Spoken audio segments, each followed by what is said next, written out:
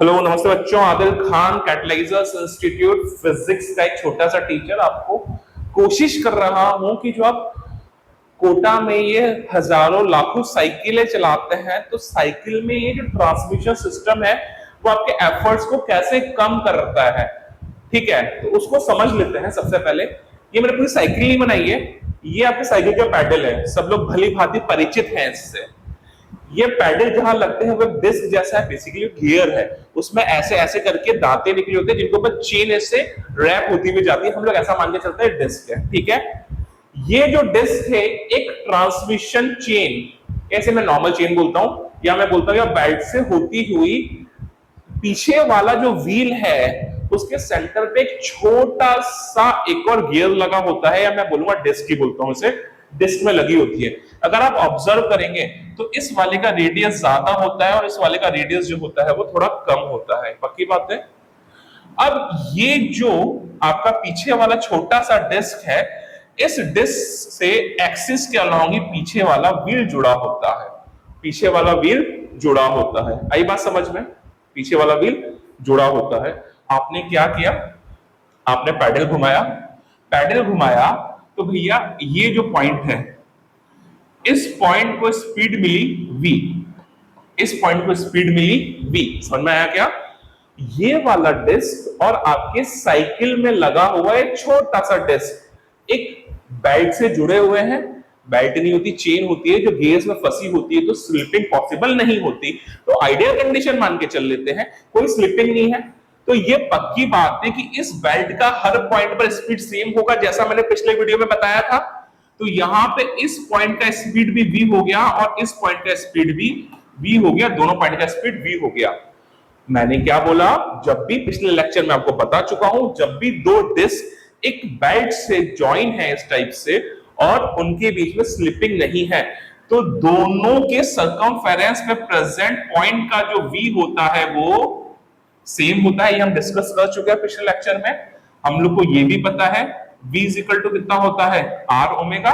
दोनों का v same है तो ओमेगा जो होता है वो इनवर्सली प्रोपोर्शनल टू r हो जाएगा, यानी जिसका रेडियस ज्यादा उसका एंगुलर वेलोसिटी कम, जिसका रेडियस कम उसका एंगुलर वेलोसिटी ज्यादा। ये मैं समझाया था। अरे यार, अब आप ये पैडल घुमा रहे हो, इस वाले चक्के का सुनिएगा, इस वाले चक्के का रेडियस ज्यादा है कंपैरेटिवली इसके, तो आपको इसे कम एंगुलर वेलोसिटी देनी पड़ेगी। तो आप इसे कम एंगुलर वेलोसिटी दोगे और रेडियस कम है इसका, तो इसका एंगुलर वेलोसिटी बढ़ जाएगा। समझ में आया? तो आप तो धीरे धीरे घुमा रहे हो, आप तो धीरे धीरे घुमा रहे हो, बट ये छोटा वाला डिस्क तेज तेज तेज तेज घूम रहा है। अरे आया समझ में? ऐसा ही होगा। तो मैं यहां से पावर को यहां तक ट्रांसफर कर चुका हूं, इसको मैंने कम एंगुलर वेलोसिटी दिया, मैं धीरे धीरे चला रहा हूं, मैं थक गया हूं। इसको एंगुलर वेलोसिटी ज्यादा मिल चुकी है रेडियस में डिफरेंस की वजह से।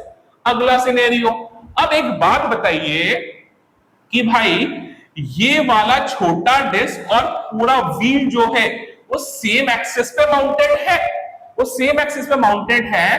तो एक बात बताइए, अगर ये ओमेगा एंगुलर वेलोसिटी से घुमा तो ये वाला जो व्हील है उसका एंगुलर वेलोसिटी भी ओमेगा होगा। ये भी मैंने पिछले वाले वीडियो में आपको डिस्कस किया था कि अगर दो बॉडी सेम एक्सिस पे जुड़ी हुई है और एक्सिस के साथ ही घूम रही है, उनके बीच में एक्सिस और बॉडीज के बीच में स्लिपिंग नहीं है, तो दोनों का एंगुलर वेलोसिटी सेम होता है।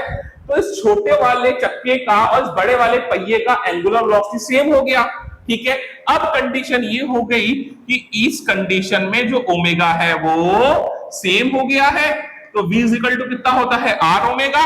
तो भैया ओमेगा तो हो गया सेम, तो v इज प्रोपोर्शनल टू क्या हो जाएगा, r।